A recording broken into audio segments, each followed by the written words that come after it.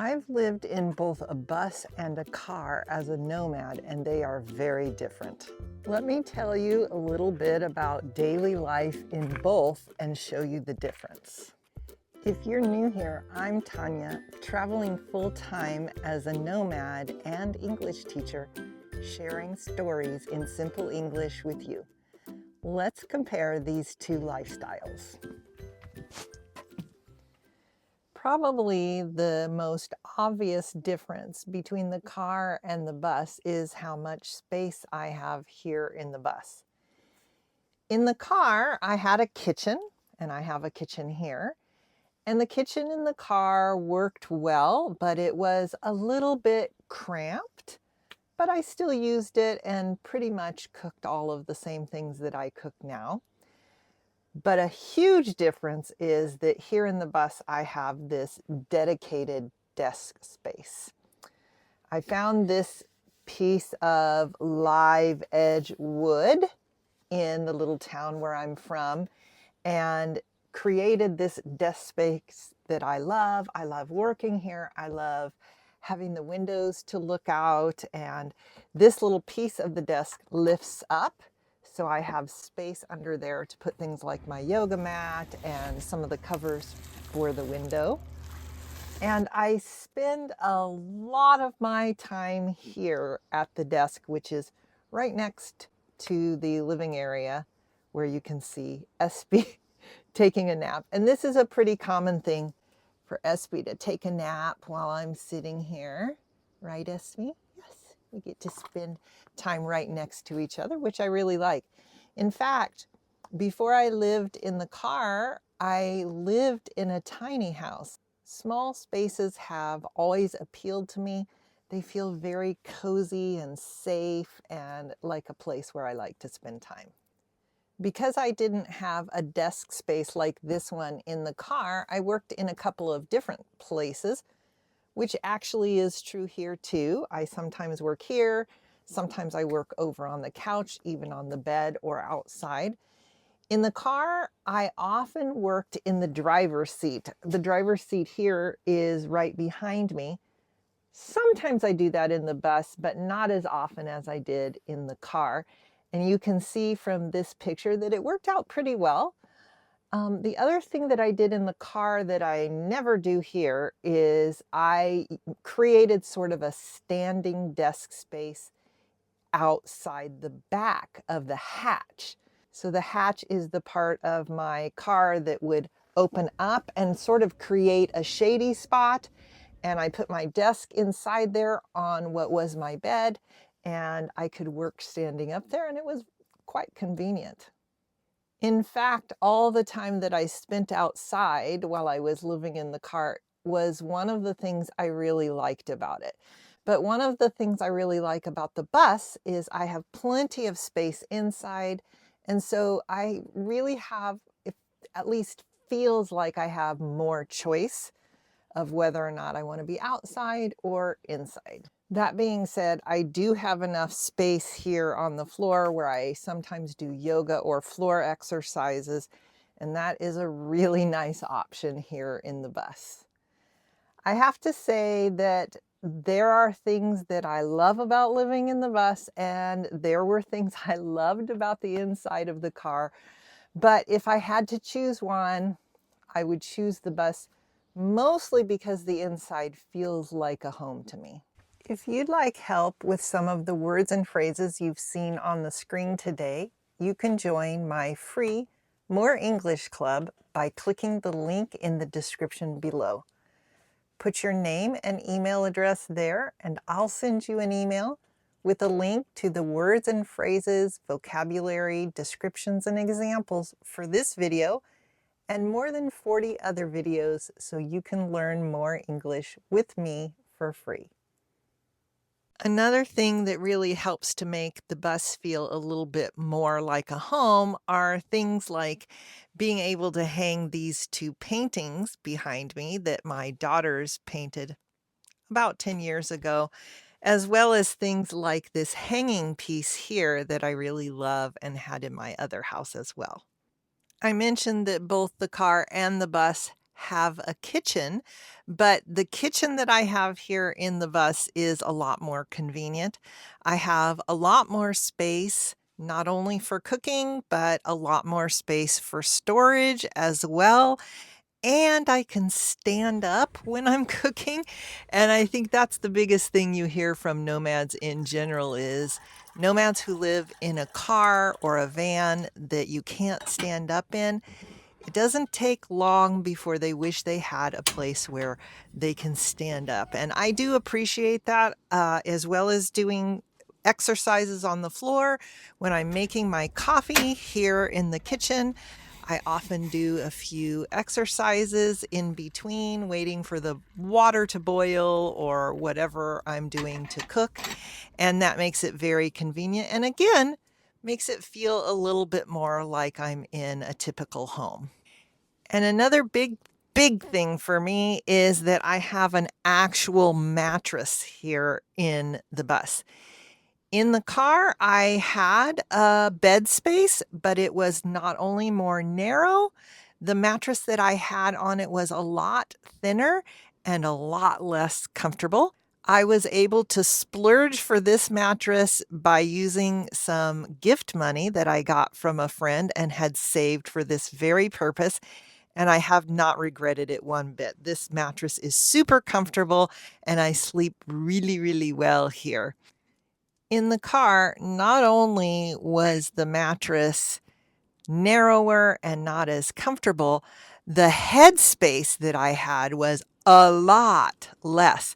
So I could not sit up in bed. And here I can sit on the bed, I can hang out here and read, or SB and I often hang out on the bed and play. So there's a lot of space here that I didn't have in the car. Another thing I really enjoy about the bus, as you can probably see my hair blowing a little bit, is all of these windows. Not only for getting airflow going through here, but for the light and all of the beautiful views I often have. It has really made me feel closer to nature even when I'm not outside. And then, of course, one of the things people always want to know is, where do you go to the bathroom? And don't worry, I'm not going to take you through all the details. I did have the ability to go to the bathroom inside the car, but it is a lot easier here in the bus. And the bathroom I have is under this big water jug that you can see right here. And I would say the vast majority of the time I use my indoor bathroom here, whereas when I was in the car, I was often looking for bathrooms that I could use in restaurants or gas stations or wherever. The toilet system that I have here in the bus is a composting toilet, and I absolutely love it. Long before I moved into the bus, I followed a tiny house YouTuber called Finith. You might want to check out her channel. And she said that she would never go back to a regular toilet after having a composting toilet. So I thought, well, if she's saying that, then I definitely want to try it. And I'm glad that I did. It is so much easier than you might think it would be, and it doesn't require any running water. Which brings me to the topic of running water and those kinds of things. No, I don't have running water in the bus, and I didn't have it in the car either. I don't have any of the typical amenities, if you will, but I do have solar power, and my solar power here in the bus is on the roof, which makes it super easy because I don't have to set out a panel. But setting out a panel isn't a big deal. I did it with the car. I sometimes put it on the top of the car or the windshield. And I still set out my solar panels when I want to make sure that I have plenty of electricity stored up.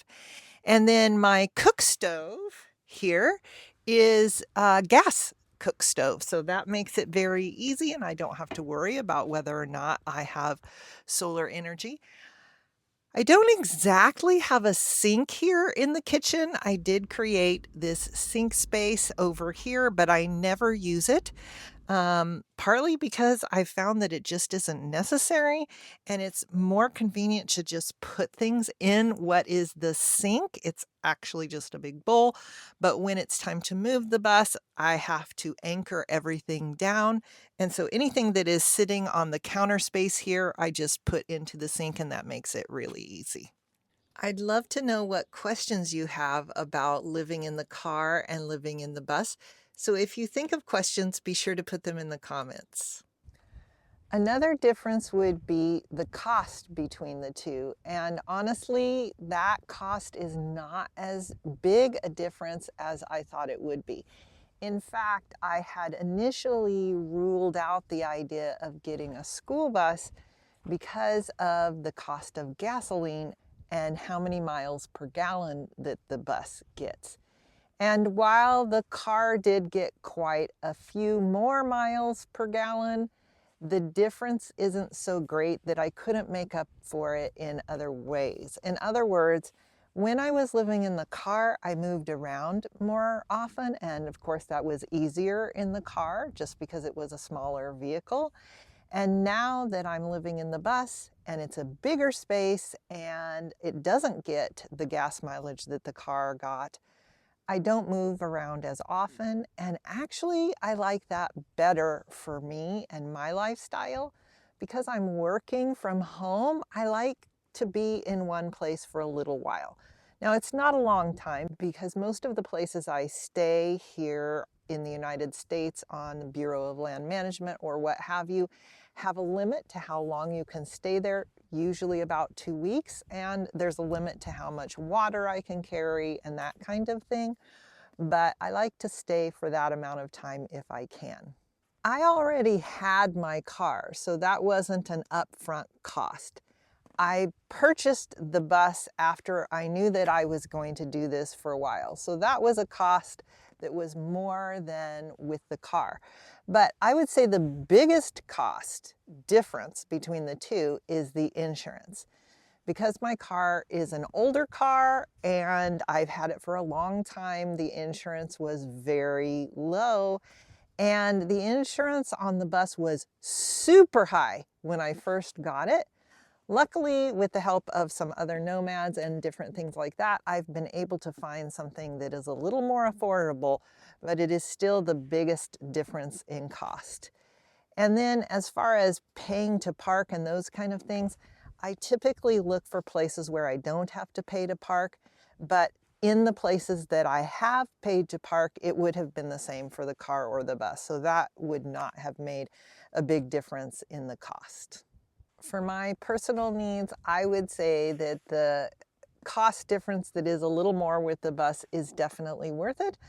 But I know a lot of people who prefer the car for that reason and other reasons as well. One of the most surprising differences for me was how much attention the bus gets. And what I mean by that is that I've found that people who see the bus either really, really think it's cool and awesome, or they don't like the idea of someone living in a bus. Now, some of that is because of stereotypes, some of that is because of politics and different things like that. But now that I've lived in the bus for quite a bit longer, it doesn't bother me like it used to. And since I've painted the outside this kind of light gray white color, it's getting a lot less attention. When I was first living in the bus and it was still yellow, people would point at me as I was driving down the street.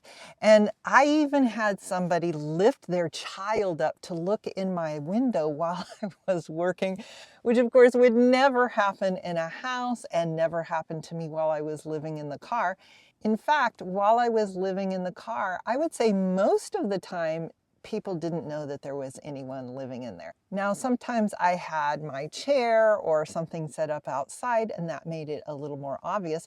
But when I was driving around in town or parked in a parking lot, nobody really even paid any attention to the car.